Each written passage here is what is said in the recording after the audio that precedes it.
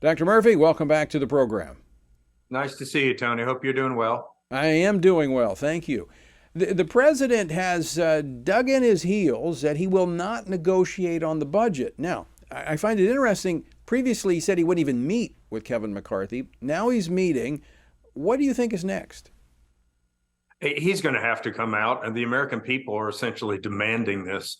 I look at this somehow, Tony, as Biden, as per Robert Gates, has been on the wrong side of every foreign policy decision in the last 40 years. Well, I think he's been on the wrong side of every domestic decision now for at least the last 2 years. This is something that has to be sat down. We got this, had this voted out of a Republican House, and it is now in their laps. And for them to stick their head in the sand like they've done through so many of their crises, the southern border, the opioid epidemic, what happened in Afghanistan, won't continue. The American people will demand something that they come to the table and try to find some reasonable path towards avoiding default.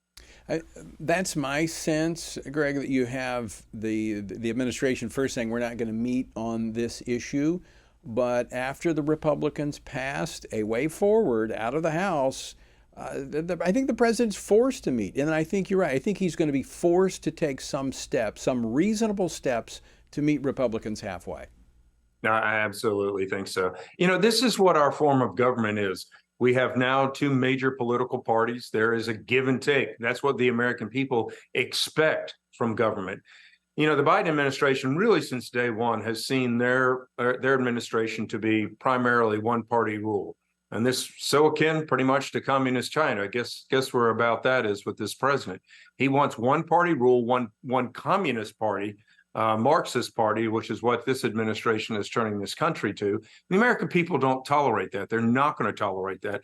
They do, for the vast majority, want compromise. Right. Compromise is what has moved this nation forward for the last 200 plus years, and they're going to need it. They're going to demand it in this particular situation also. But Congressman, historically, the Republicans usually have caved. And they have allowed the Democratic Party to basically call the shots, even when they did not have both houses, both chambers of Congress. So this is a bit different in that the Republicans are actually standing firm and they're standing unified. This is different.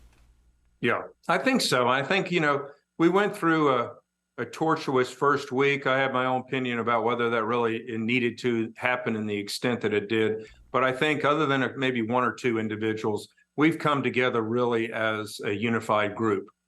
We've noticed that we were able to respect our differences and work towards commonalities, compromise within our own party to move things forward. And so, one of our greatest detriments sometimes has been our individualism, which is our greatest asset, but sometimes our greatest detriment, sometimes individualism. But I think we're moving forward with this, and this is what the American people want. Yeah. It's in their hands. It's Right. in the Democrats' hands. Yeah. And to hear Chuck Schumer call this nonsense, absolute nonsense, that we're ruining the American people, basically he's lying to the American people. That's the Senate scare leader. All he's trying to do, Yeah. he's stuck in the COVID era where it's all about fear mongering. I Absolutely. want to switch topics. You made reference to China. You've spoken out about China's infiltration of American universities. Tell us about this. Well, Tony, this is another part where the Biden administration, a lot of Americans have no idea about this, but the Chinese Communist Party has been attacking our educational system for many, many years. And this is what they've known. They can do slowly, insidiously, and pretty much overtake this. They've attacked it on several different fronts. One is that they have these things called Confucius institutes where they conduct espionage on college campuses, and they're allowed to get away with it. The second is that, sadly enough, Chinese Communist Party citizens from China are recruited onto campuses because why? They write a full check for colleges and universities. You don't have to worry about financial aid or anything, and they're happy to get the money from China. Third is so many endowments in this country, and I submitted a bill last year. We're submitting again soon to pretty much tell colleges and universities divest out of China. You are feeding our greatest enemy and adversary today.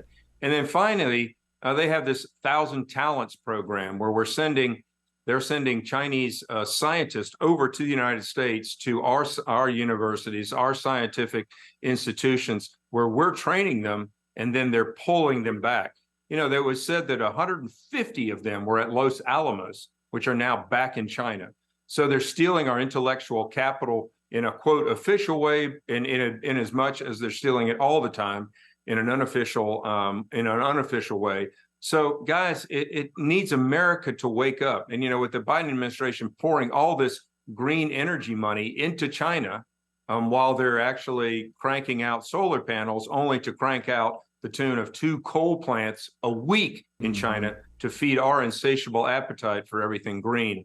Guys, we need to wake up. They are our adversary, and they plan on world order, and they're attacking different institutions, primarily educational, financial, trade, to do this.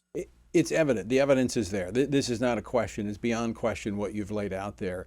But Secretary of Education Miguel Cardona was asked about this Confucius Institute during a congressional hearing. He denied even having knowledge about it. What can be done? It is. But this is like the enemy within our gates. I mean, we know what they want to do. They're telling us what they want to do, and their actions prove that. What can Congress do? Well, I think we submit legislation, and we have to fight for it to be heard or voted on in the Senate, and try to get past the president. Problem is, I will say this, and I'll say this without any type of restraint. I believe this president is compromised. I think he's compromised by the Chinese Communist Party. We have seen how millions of dollars, and Representative Comer is showing this, have been transferred from the Communist Party to the Biden family. If he were not, let's just say if he were not, why was he so soft on trying to find the origins of COVID? Why is he so soft on trade restrictions with China? He's lifted tariffs temporarily off of China so that we can flood American tax dollars into China. And so, Tony, it goes on and on and on. I wish I knew the right answer. Yeah. The right answer is going to be 2024 if we can hold on for a nation that long. I honestly fear that if we do not end up with a Republican president in this next election, we will not recognize this country in 5 years. Yeah, there's responsibility at every level, voting, but it's also where we spend our money. We need to be buying products made in places other than China, because we too are fueling that machine when we buy these Chinese products. I will tell you, son, I didn't mean to interrupt you, Tony, but my team put out on Twitter today, I think every individual needs to call their financial advisor and say, I want out of China. Yeah. And whether that be in mutual funds, in other stocks, I want out of China. This is how Reagan was able to defeat the Soviet Union, by financially starving it. The Chinese domestic economy cannot keep China up. It has to be exports that keeps the Chinese Communist Party going. Yeah. We need to starve China's economy. Dr. Murphy, got to leave it there. Always great to see you. Thanks so much for joining us. All right. Have a great day, Tony. God bless. Thanks. All right, folks, stick with us.